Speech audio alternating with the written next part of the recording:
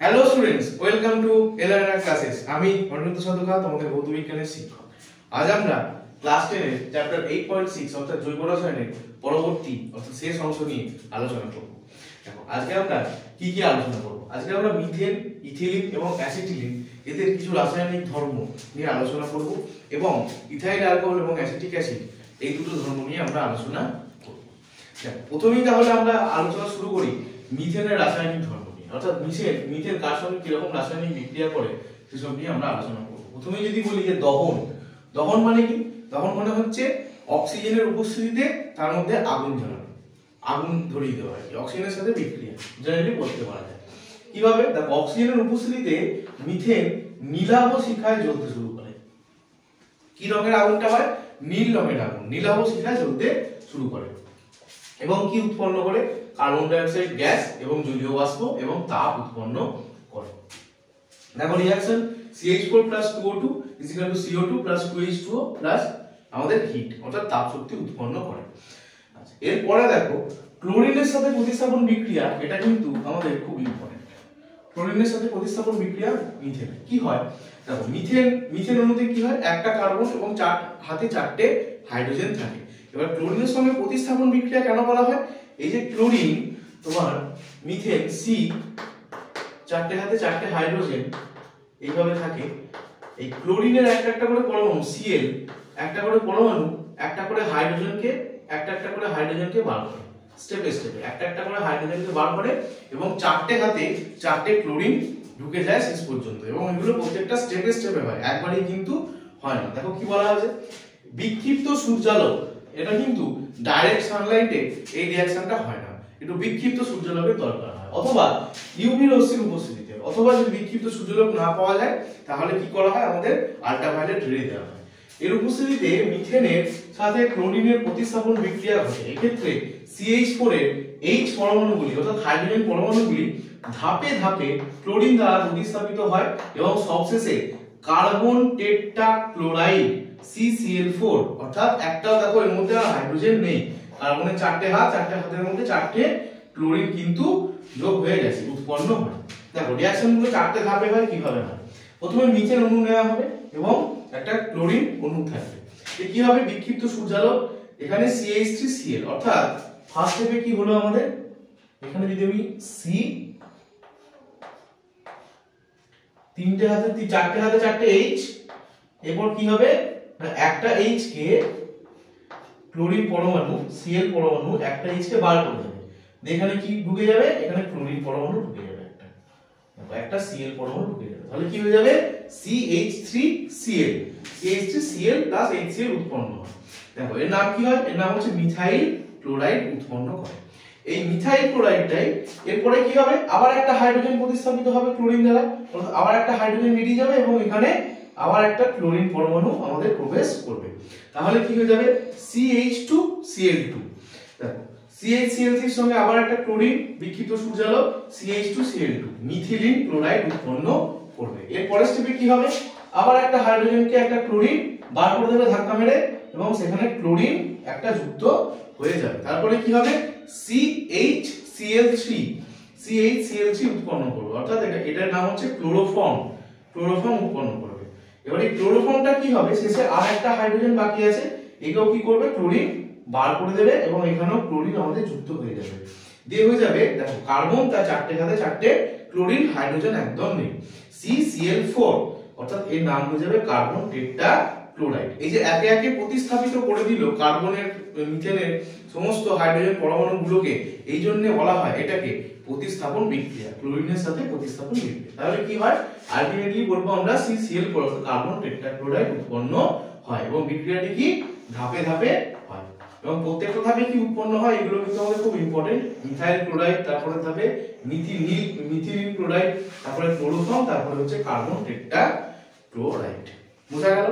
এই গেল আমাদের মিথেনের রাসায়নিক ধর্মের কিছু উদাহরণ। এরপর চলে আসি আমরা ইথিলিনের রাসায়নিক ধর্ম। দেখো, ইথিলিনের রাসায়নিক ধর্ম পড়তে গেলে আমরা কি পড়বো? হাইড্রোজেনের সাথে বিক্রিয়া করবো। প্রথমে কার সাথে বিক্রিয়া? হাইড্রোজেনের সাথে। কি বলে? সাধারণ তাপমাত্রায় প্লাটিনাম বা প্যালাডিয়াম, Pt অথবা Pd বা র্যানি নিকেল এইগুলোকে অনুঘটক হিসেবে ব্যবহার করা যায়। অর্থাৎ আমি প্লাটিনাম অনুঘটক ব্যবহার করতে পারি, না হলে প্যালাডিয়াম অনুঘটক ব্যবহার করতে পারি, না হলে কি করতে পারি র্যানি নিকেল আমরা অনুঘটক হিসেবে ব্যবহার করতে পারি। আর না হলে এইগুলোকে না ব্যবহার করে আমরা সাধারণ তাপমাত্রার জায়গায় কি করতে পারি 200 ডিগ্রি থেকে 250 ডিগ্রি সেলসিয়াস নিতে পারি এবং সেখানে কেবলমাত্র সাধারণ নিকেল, র্যানি নিকেল নয় কিন্তু এবারে টেম্পারেচার দিলে কেবলমাত্র সাধারণ নিকেল অনুঘটক নিতে পারি। কি হবে এই অনুঘটকের উপস্থিতিতে C2H4 H2 এর সাথে বিক্রিয়া করে আমাদের ইথেন উৎপন্ন করবে, অর্থাৎ ইথেন উৎপন্ন করবে। দেখো রিঅ্যাকশন দেখো আমাদের ইথিলিনের সংকেত কি H2C ডবল বন্ড CH2, এর সঙ্গে কি হাইড্রোজেন 250 ডিগ্রি সেলসিয়াস ও সাধারণ নিকেল নিলাম, তাহলে এই মাঝখানে কি হবে ডবল বন্ডটা একটা বন্ড কিন্তু ভেঙে যাবে। মাঝখানে এই যে ডবল বন্ডটা ছিল এই ডবল বন্ডটা দেখো একটা বন্ড ভেঙে গেছে। একটা বন্ড ভেঙে গেলে কি হবে কার্বনের আরেকটা হাত ওপেন হয়ে গেল, এই কার্বনের আরেকটা হাত ওপেন হয়ে গেল, এই কার্বনের আরেকটা হাত ওপেন হয়ে গেল।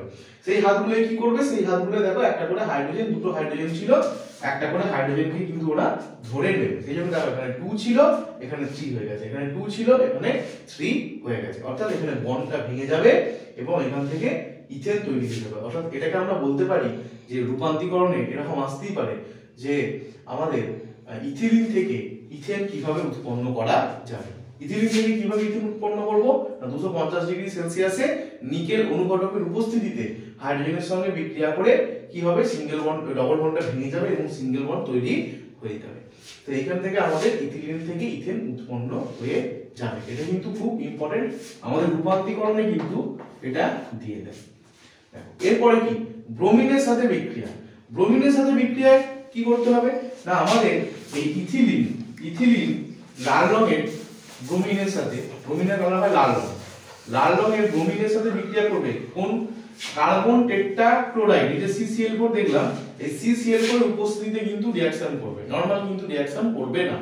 তাহলে কি ব্রোমিন CCl4 মাধ্যমের উপস্থিতিতে আমাদের ইথিলিনের সাথে বিক্রিয়া করে 1,2 ডাইব্রোমো ইথেন উৎপন্ন করবে, অর্থাৎ এটা উৎপন্ন করবে। দেখো বেসিক্যালি কি হচ্ছে এখানে ওই একই জিনিস, এই ডবল বন্ডটা ভেঙে যাচ্ছে, ডবল বন্ড ভেঙে গিয়ে কার্বনের দুটো হাত ওপেন হয়ে যাচ্ছে। এবারে এই যে দুটো হাত ওপেন হলো সেগুলোতে কি হবে দেখো Br2, দুটো Br আছে, একটা Br এক হাতে আর একটা Br আরেক হাতে, কিন্তু দুটো কার্বন নিজেদের একটা একটা করে হাতে ব্রোমিনকে যোগ করে নেবে। আর এটার নাম কি হবে সেই কার্বন পরমাণুর নামকরণ শিখিয়েছিলাম আইইউপ্যাক। দেখো 1,2 তে কি আছে ব্রোমো আছে, কটা ব্রোমো আছে দুটো ব্রোমো আছে, তাই 1,2 ডাইব্রোমো আর বাকি বাদ দিলে এটা কি সিঙ্গেল বন্ড, এটার নাম হবে ইথেন। 1,2 ডাইব্রোমো ইথেন তৈরি হবে। আশা করি তোমরা বুঝতে পেরেছো। আচ্ছা এরপর দেখবো আমরা পলিমারাইজেশন। কি হয় আমরা পড়েছিলাম যে ইথিলিন মনোমার দিয়ে কি তৈরি হয় পলিথিন তৈরি হয়, এর মনোমার পলিমার কি তৈরি হয় পলিথিন তৈরি হয়। তো কিভাবে রিঅ্যাকশন হবে দেখো বলছে 1000 থেকে 3022 হবে, অর্থাৎ এত এটিএম প্রেসারে 170 ডিগ্রি থেকে 250 ডিগ্রি সেলসিয়াস উষ্ণতায় C2H4 অর্থাৎ ইথিলিনের সাথে অক্সিজেন, খুব সামান্য পরিমাণ অক্সিজেন থাকে, মানে 0.1% মতো, খুব কম সামান্য অক্সিজেনের বিক্রিয়ায় পলিথিন উৎপন্ন হয়। দেখো রিঅ্যাকশন কি N অণু, কতগুলো অণু আমি যতগুলো খুশি নিতে পারি, N অণু যদি আমি ইথিলিন নিই CH2 ডবল বন্ড CH2, এটাকে কি করব আমি 1000 থেকে 3000 এটিএম প্রেসারের মধ্যে রাখবো, অ্যাটমসফিয়ারিক প্রেসার, আর 170 ডিগ্রি থেকে 250 ডিগ্রি সেলসিয়াস আমরা টেম্পারেচার দেবো এবং সামান্য অক্সিজেন দেবো, সামান্য কি একদম যত সামান্য অক্সিজেন দেবো।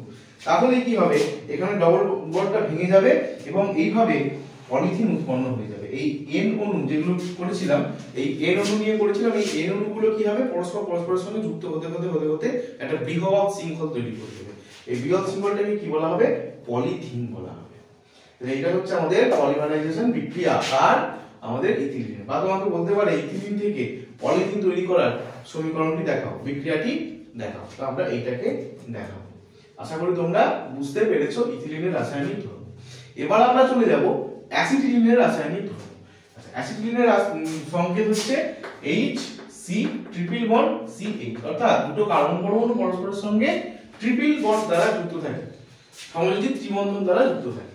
তাহলে এর প্রথমে কি করব আমরা হাইড্রোজেনের সাথে বিক্রিয়াকে দেখব যে হাইড্রোজেনের সাথে কিভাবে বিক্রিয়া করে। একই কন্ডিশন যে সাধারণ তাপমাত্রায় নরমাল টেম্পারেচার নিয়ে আমি প্লাটিনাম অনুঘটক নিতে পারি বা প্যালাডিয়াম অনুঘটক নিতে পারি অথবা র্যানি নিকেল অনুঘটক নিতে পারি। আর যদি এত কিছু না করে, এগুলো অ্যাকচুয়ালি অনেক কস্টলি জিনিস, আমরা কি করব 200 থেকে 250 ডিগ্রি টেম্পারেচার দেবো এবং সাধারণ নিকেল চূর্ণ দেবো।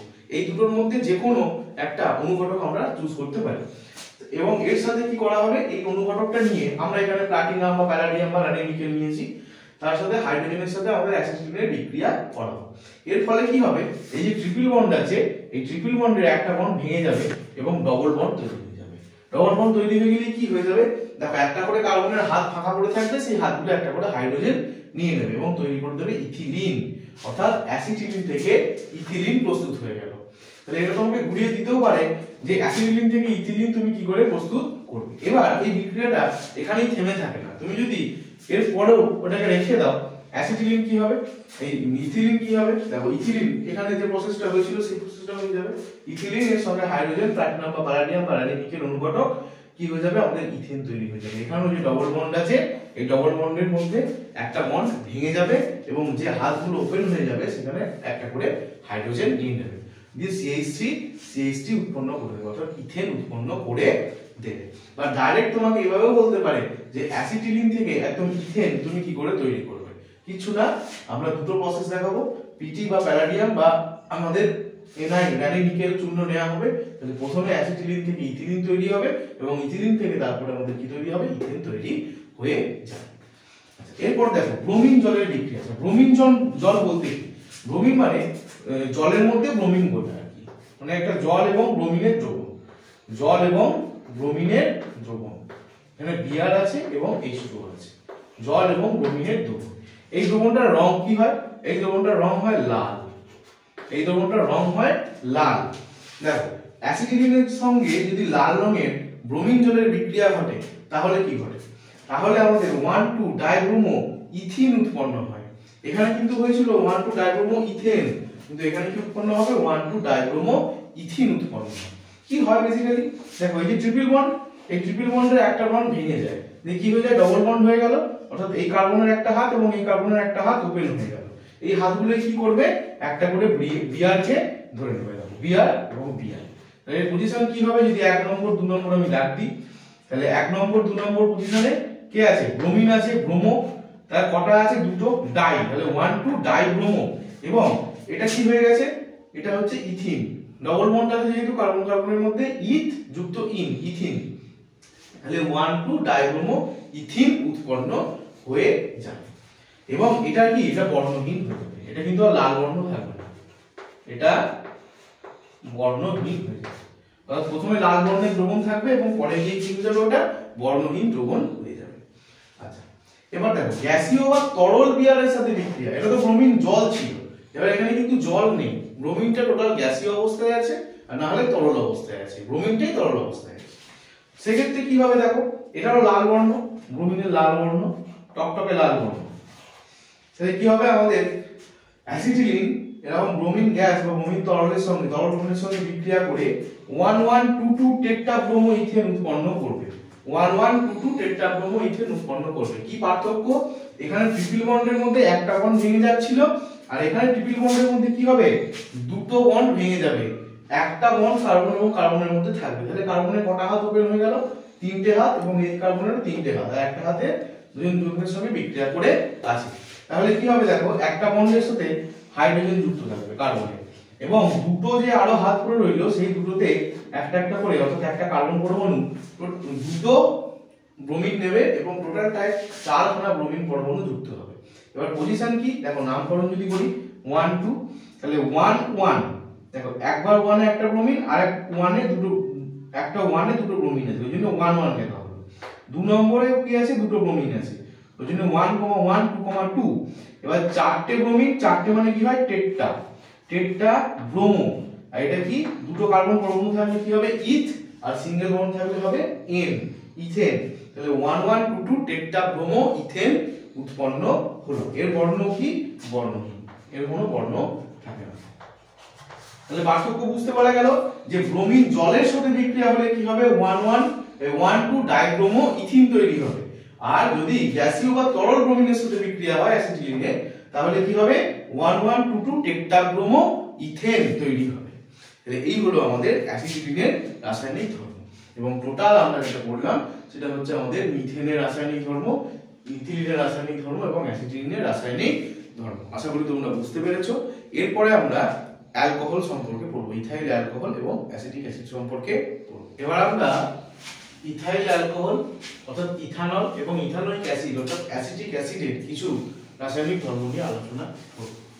না, ইথাইল অ্যালকোহল এর সংকেত কি? C2H5OH, অর্থাৎ আরো যদি ভেঙে লিখতে যাই আমি CH3CH2OH। দেখো OH গ্রুপ আছে সেজন্য এটা কি অ্যালকোহল, আর দুটো কার্বন পরমাণু অর্থাৎ ইথাইল অ্যালকোহল, এর বলে ইথানল বা আইউপিএর নাম কি হবে? ইথানল।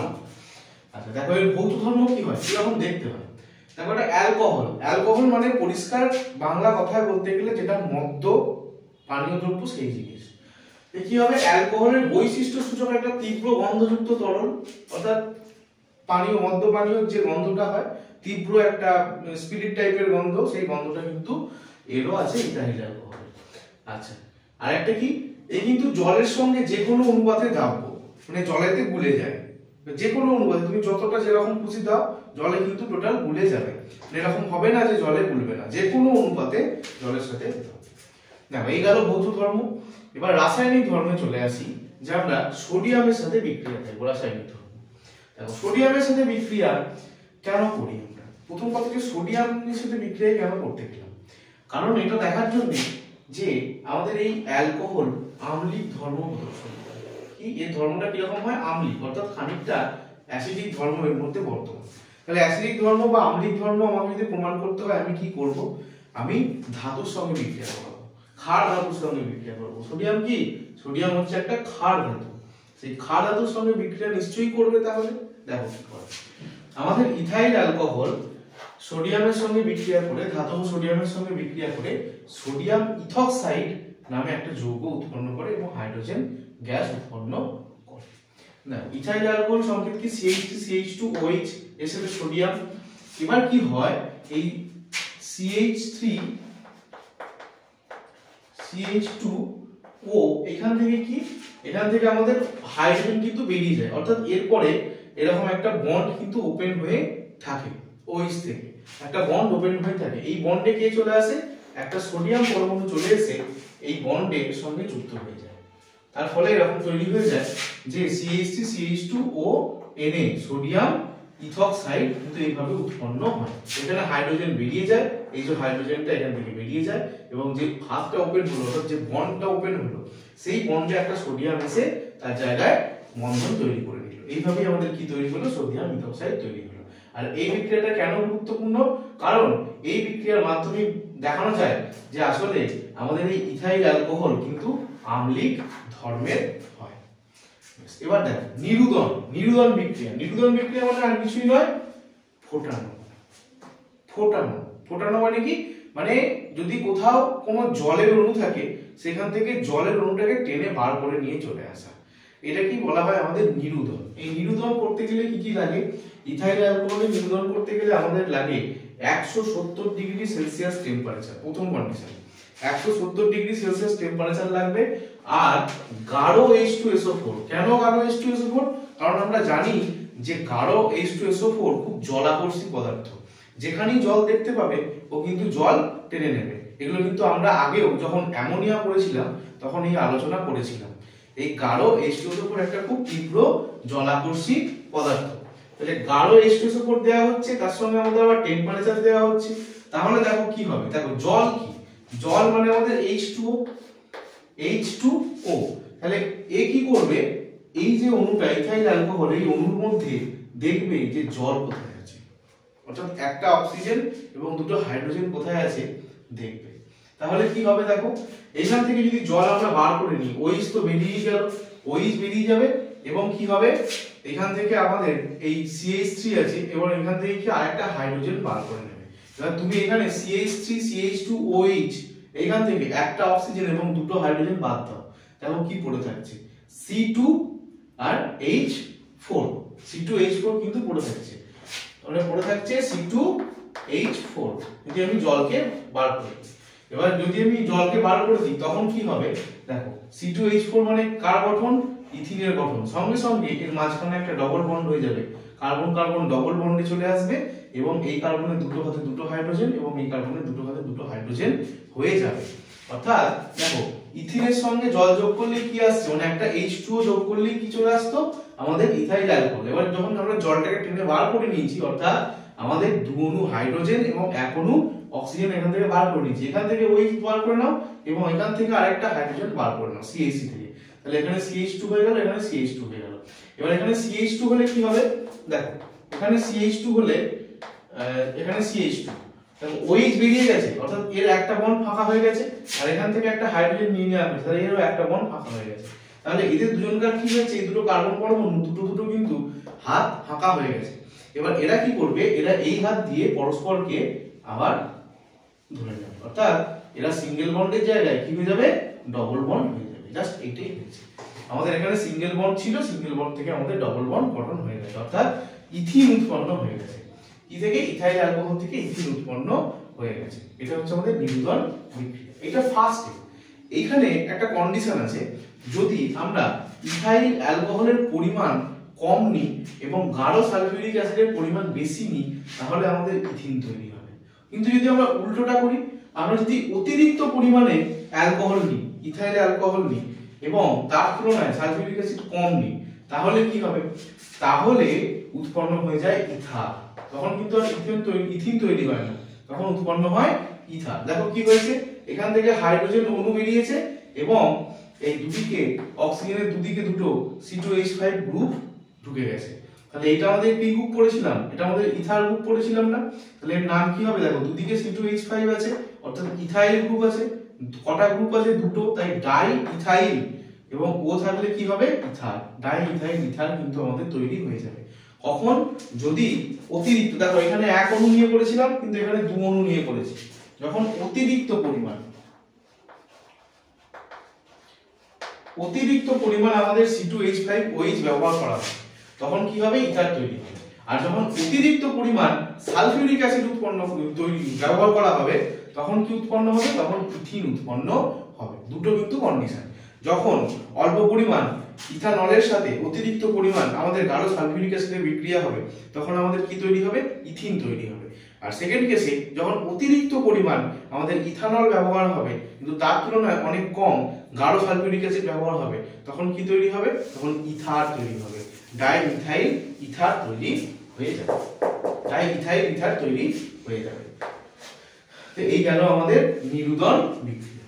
এবার দেখো এই ইথাইল অ্যালকোহলের ব্যবহার কোথায় কোথায় আছে। ইথাইল অ্যালকোহলের ব্যবহার কোথায়, ব্যবহার কি, ক্লোরোফর্ম প্রস্তুত করতে আমাদের, তারপরে আয়োডোফর্ম, ক্লোরোফর্ম, আয়োডোফর্ম, ইথার, বিভিন্ন রকমের অ্যাসিড, জৈবিক অ্যাসিড, এই অ্যাসিডগুলো প্রস্তুত করতে আমাদের কি প্রয়োজন হয়, ইথাইল অ্যালকোহলের প্রয়োজন পড়ে।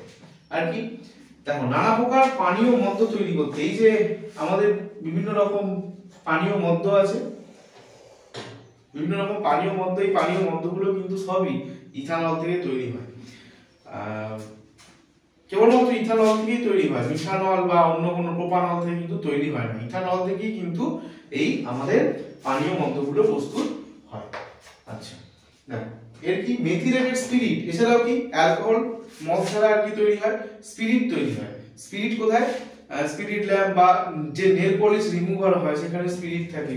সেই মেথিলেটেড স্পিরিট, বিভিন্ন রকমের রং, বিভিন্ন রকম রং তৈরি করতে গেলে পেন্ট হিসেবে যে রং ব্যবহার করা হয়, তেল রং, সেই রং।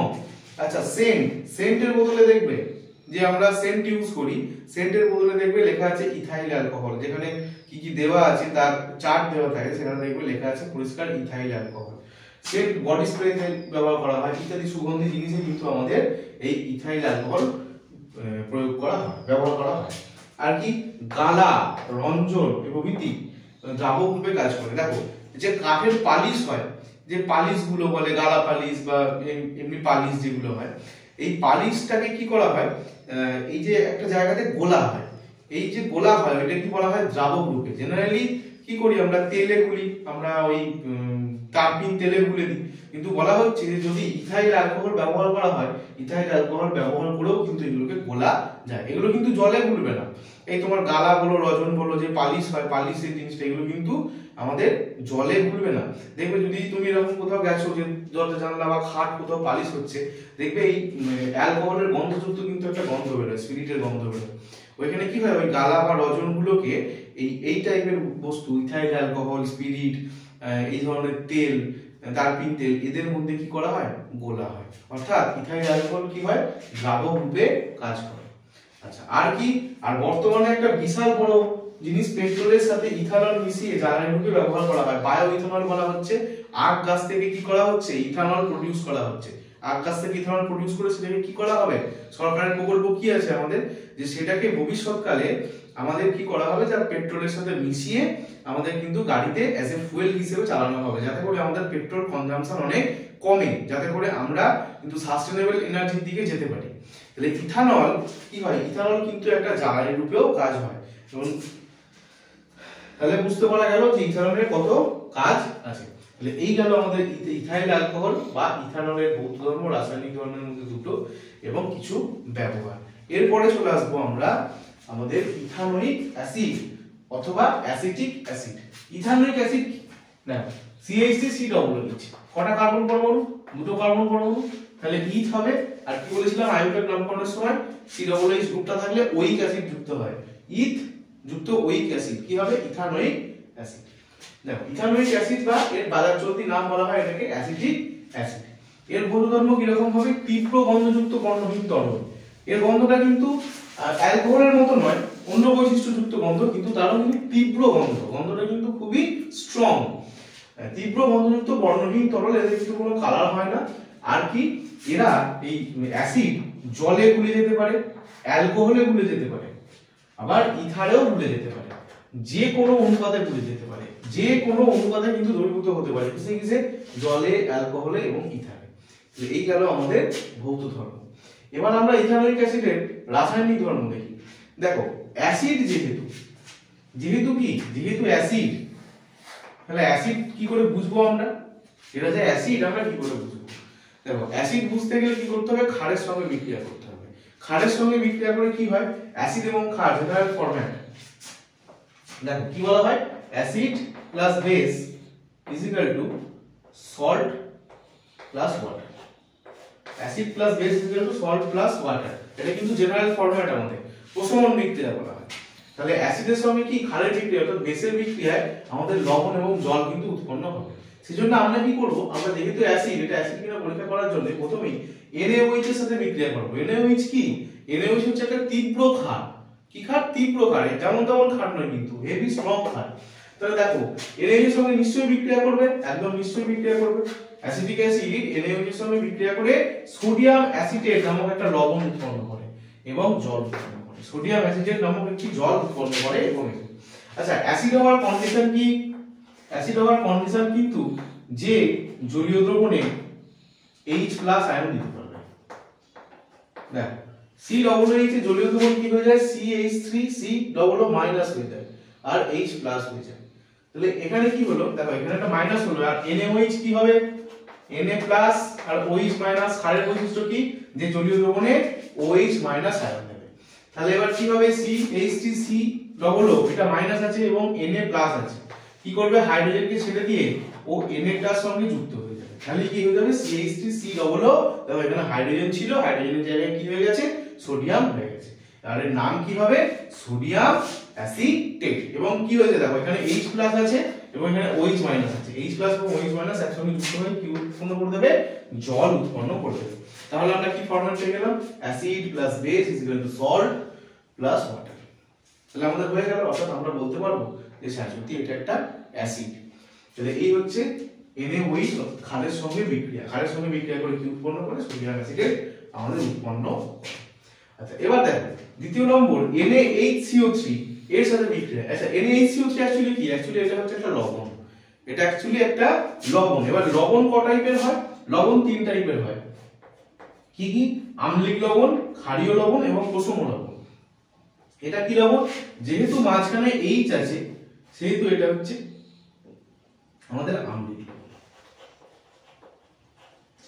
আম্লিক লবণ। দেখো এই আম্লিক লবণের সঙ্গে বিক্রিয়া করে অ্যাসিটিক অ্যাসিড কি উৎপন্ন করবে?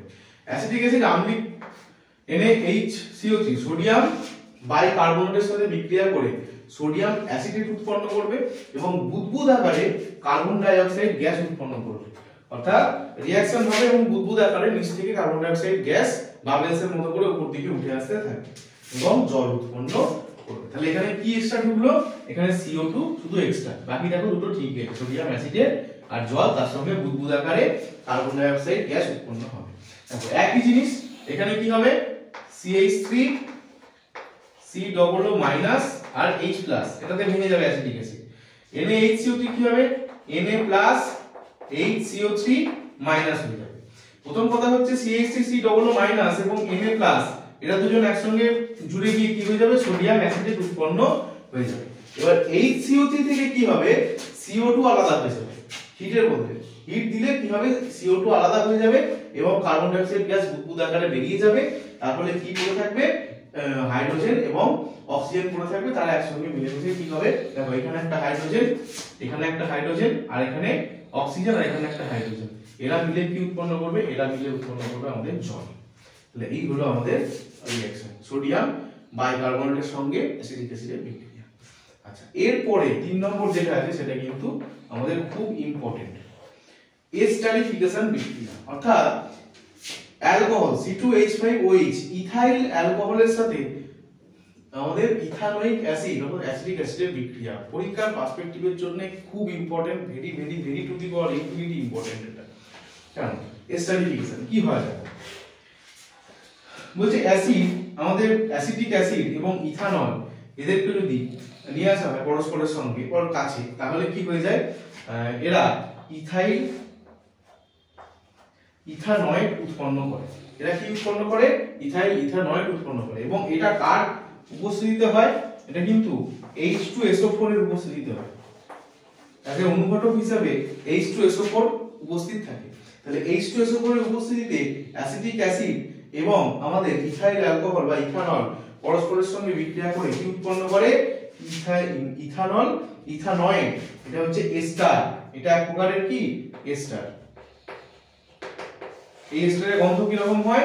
পাকা ফলের মিষ্টি গন্ধযুক্ত, পাকা ফলের মিষ্টি গন্ধযুক্ত, পাকা ফলের মিষ্টি গন্ধ। ঠিক আম পাকলে যেরকম গন্ধ হয় সেরকম গন্ধ হয়। পাকা ফলের মিষ্টি গন্ধযুক্ত এস্টার ইথাইল ইথানয়েড উৎপন্ন করে এবং জল উৎপন্ন হয়। এই এস্টারিফিকেশন বিক্রিয়াটা কিন্তু মানে তোমাকে দেবে যে অ্যাসিটিক অ্যাসিড এবং ইথানলের বিক্রিয়ায় কি ঘটে সমীকরণ সহ লেখো। তাহলে আমরা বলবো H2SO4 অর্থাৎ সালফিউরিক অ্যাসিডের উপস্থিতিতে অ্যাসিটিক অ্যাসিড এবং ইথানল পরস্পরের সঙ্গে বিক্রিয়া করে পাকা ফলের মিষ্টি গন্ধযুক্ত এস্টার ইথাইল ইথানয়েড উৎপন্ন করে। এর সংকেত কি? CH3 C ডবল ও C2H5। দেখো কি হয়েছে, ব্যাপারটা হয়েছে যে এ CH3 C ডবল ও এখান থেকে H বেরিয়ে গেছে, এখান থেকে বেরিয়ে গেছে H, তার ফলে CH3 C ডবল ও এরপরে একটা বন্ড ওপেন হয়ে আছে। আর এখানে কি হয়েছে না, এখান থেকে এই OH বেরিয়ে গেছে, C2H5 এই আমাদের গ্রুপটা ওপেন হয়েছে এবং OH কানেক্ট হয়েছে। এবার OH আর H, এখান থেকে H বেরিয়েছিল, এই OH আর H পরস্পরের সঙ্গে যুক্ত হয়ে আমাদের জল উৎপন্ন হয়ে গেছে। এবার কি হবে? এর একটা হাত ফাঁকা এবং এরও একটা হাত ফাঁকা, এরা পরস্পরের সঙ্গে যুক্ত হয়ে গেছে। দেখো CH3 C ডবল ও এরপরে C2H5, C2H5 টাকে কি গ্রুপ বলা হয়? ইথাইল গ্রুপ বলা হয়। আমরা আগের ভিডিওতে আলোচনা করেছিলাম। তাহলে কি বলা হবে? ইথাইল, দেখো C2H5 ইথাইল ইথানয়েড, ইথাইল ইথানয়েড এটা কিন্তু উৎপন্ন হবে। এটা হচ্ছে আমাদের এস্টার। এটা কি? এটা একটা এস্টার। ব্যাস, এই গেল আমাদের অ্যাসিটিক অ্যাসিডের কিছু ধর্ম। এবার দেখো অ্যাসিটিক অ্যাসিড কোথায় ব্যবহার করা হয়, এত তো লাফালাফি করলাম অ্যাসিটিক অ্যাসিড। দেখো রঞ্জক, সুগন্ধি, রেয়ন প্রভৃতি প্রস্তুতিতে আমাদের অ্যাসিটিক অ্যাসিড ব্যবহার করা হয়। আর কি? Manganese acetate. দেখো এখানে কি ছিল? Sodium acetate. এই সোডিয়াম অ্যাসিটেটের মতো কি হবে? ম্যাঙ্গানিজ CH3 C ডবল ও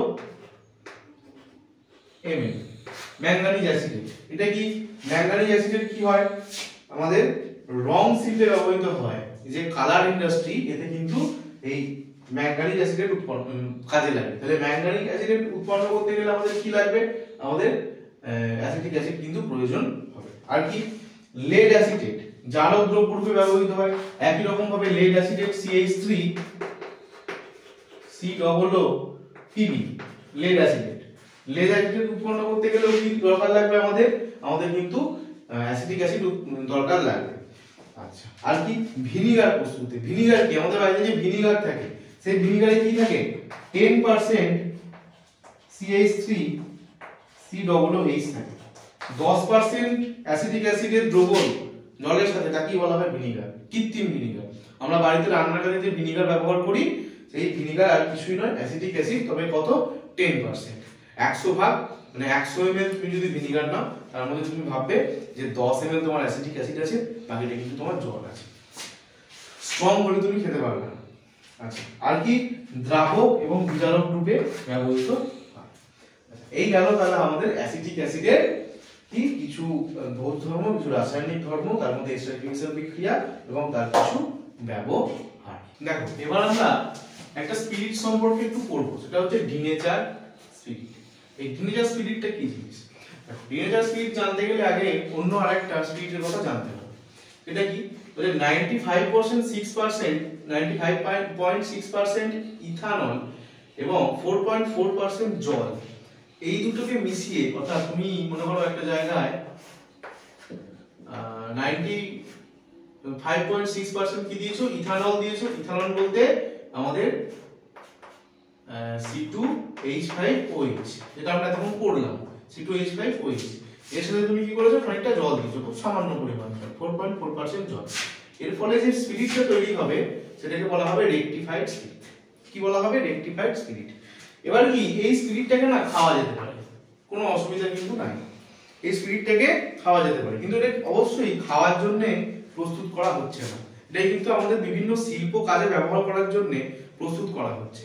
এবার এখানে সমস্যা হচ্ছে, যদি জানা যায় যে এটাকে খাওয়া যাবে তাহলে শিল্পে ব্যবহার না হয়ে এটা কনজাম্পশন হতে শুরু করবে। সেজন্য কি করা হলো, এই স্পিরিটটাকে বলা হলো যে এই রেকটিফাইড স্পিরিটটাকে না বিষাক্ত করতে হবে আমাদের। কি করতে হবে, বিষাক্ত করতে হবে। তার জন্য কি করতে হবে, যাতে করে এটা মানে পান না করে নেয় আর কি কেউ। তাহলে তার সঙ্গে কি করা হলো, এই রেকটিফাইড স্পিরিটের সাথে 10% মিথানল দিতে হবে। এটি হচ্ছে বিষাক্ত, অর্থাৎ CH3OH মিথানল। দেখো C2H5OH অর্থাৎ CH3CH2OH, এই যে অ্যালকোহল এটা হচ্ছে আমাদের কি ইথানল এবং এটা হচ্ছে মিথানল। ইথানলকে খাওয়া যায় কিন্তু মিথানল একদম বিষাক্ত। তুমি যদি একবার এক ফোঁটাও কনজাম্পশন করে ফেলো সঙ্গে সঙ্গে তোমার বিষক্রিয়া হয়ে যাবে শরীরে এবং মৃত্যু পর্যন্ত হতে পারে। এর সঙ্গে কি হলো, 10% মিথানল মেশানো হলো। আর কি হলো, সামান্য পরিমাণ পিরিডিন, রাবার নির্যাস আর ন্যাপথা, সামান্য পরিমাণে এগুলোকে মিশিয়ে দিয়ে এই রেকটিফাইড স্পিরিটটাকে কি করা হলো, পানের অযোগ্য করে তোলা হলো। খেলেই মরবে। তাহলে কি আর এটা কনজাম্পশন হবে না, তাহলে আমি যে কাজে এটাকে ব্যবহার করতে পারছি সেই কাজে ব্যবহার করতে পারবো। এই যে তোমার রেকটিফাইড স্পিরিট প্লাস 10% মিথানল এবং সামান্য পরিমাণ পিরিডিন, রাবার নির্যাস এবং ন্যাপথা, এই যে আমাদের একটা তরল তৈরি হলো, একটা স্পিরিট তৈরি হলো, এইটাকে আমাদের বলা হয় ডিনেচার্ড স্পিরিট, অথবা এর আরেকটা নাম আছে মেথিলেটেড স্পিরিট। আশা করি তোমরা বুঝতে পেরেছো। তাহলে কি রেকটিফাইড স্পিরিট শুধু কি, রেকটিফাইড স্পিরিট হচ্ছে ইথানল এবং জল, ইথানল এবং জল। এবার এটাকে বিষাক্ত করা হলো। বিষাক্ত করার জন্য এর সঙ্গে কি যোগ করা হলো, এর সঙ্গে আমাদের মিথানল যোগ করা হলো CH3OH, তার সঙ্গে কি ন্যাপথা, পিরিডিন আর রাবার নির্যাস সামান্য পরিমাণ, ন্যাপথা, পিরিডিন এবং রাবার নির্যাস সামান্য পরিমাণে দেয়া হলো। আর 10% আমাদের এটা দেয়া হলো, 10% আমাদের কি দেয়া হলো, CH3OH 10% আমাদের মিথানল দেয়া হলো। তারপরে এটা কি বিষাক্ত একটা স্পিরিটে পরিণত হয়ে গেল। এটা কি বলা হচ্ছে আমাদের ডিনেচার্ড স্পিরিট বা মেথিলেটেড স্পিরিট। এর কি ব্যবহার হয়, এই ব্যবহার হচ্ছে বিভিন্ন ফ্যাক্টরিতে, বিভিন্ন শিল্পে দ্রাবক রূপে ব্যবহার করা হয়। যেমন বার্নিশের কাজে, কাঠ পালিশ, বার্নিশের কাজে দ্রাবক রূপে কিন্তু এই স্পিরিটকে ব্যবহার করা হয়। আর কি স্পিরিট ল্যাম্পে জ্বালানি হিসেবেও কিন্তু যে স্পিরিট ল্যাম্প আছে পরীক্ষাগারে ব্যবহার করা হতো আগে, সেই স্পিরিট ল্যাম্পে জ্বালানির কাজে কি করা হয়, আমাদের এই ডিনেচার স্পিরিটকে ব্যবহার করা হয়।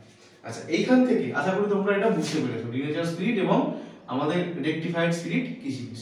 এবার এইখান থেকে একটা প্রশ্ন, যে আমাদের যে পানীয় মদ্য হয়, পানীয় মদ্যতে তাহলে কোন অ্যালকোহল থাকে? সোজা হিসেব, পানীয় মদ্যতে থাকে C2H5OH অর্থাৎ ইথানল, ইথানল বা ইথাইল অ্যালকোহল বা ইথাইল অ্যালকোহল। পুরো অ্যালকোহল গ্রুপের মধ্যে কেবলমাত্র ইথানলই বিষাক্ত নয়, কেবলমাত্র এই বিষাক্ত নয়, তাছাড়া তুমি যে কোনো অ্যালকোহল নিয়ে নাও, মানে এর উপরে যেটা আছে CH3OH মানে মিথানল, এর পরে তুমি যারা নিয়ে নাও প্রোপানল, পেন্টানল, তুমি যা খুশি নিয়ে নাও, সব কিন্তু বিষাক্ত, মানে পুরো বিষের মতো কাজ করে। তোমার শরীরে গেলে পুরো শরীরে বিষক্রিয়া তৈরি হয়ে যাবে এবং মানুষ মারা পর্যন্ত যেতে পারে। কেবল পানযোগ্য একটাই অ্যালকোহল আছে, সেটা হচ্ছে আমাদের ইথানল, এবং এই ইথানল থেকে আমাদের কিন্তু পানীয় মদ্য প্রস্তুত করা হয়। ঠিক, আশা করি তোমরা বুঝতে পেরেছো ইথানল এবং মিথানলের মধ্যে কি পার্থক্য আছে। এটা একদমই বিষাক্ত নয়, কিন্তু মিথানল অবশ্যই বিষাক্ত। আর তোমরা এখানে ডিনেচার স্পিরিট, রেকটিফাইড স্পিরিট সম্পর্কে বুঝতে পেরেছো। ওকে স্টুডেন্টস, আজকের ক্লাস এই পর্যন্তই। তোমাদের যদি ক্লাসটি ভালো লেগে থাকে তাহলে অবশ্যই লাইক করো, শেয়ার করো এবং অবশ্যই তোমরা কমেন্ট করে জানাও ক্লাসটি কেমন লাগলো। আর এই ক্লাস সংক্রান্ত যদি তোমাদের কোনো ডাউটস থেকে থাকে তাহলে তো অবশ্যই তোমরা কমেন্টে সেগুলোকেও জানাও। আর এই ক্লাসে যদি নোটস পিডিএফ আকারে তোমাদের পেতে হয় তাহলে প্লে স্টোরে গিয়ে আমাদের অ্যাপ এলআরএনআর ডাউনলোড করো, সেখান থেকে তোমরা এগুলো ইজিলি পেয়ে যাবে। ওকে স্টুডেন্টস, আজকের মতো টাটা, আবার দেখা হবে পরবর্তী কোনো ভিডিওতে পরবর্তী টপিক।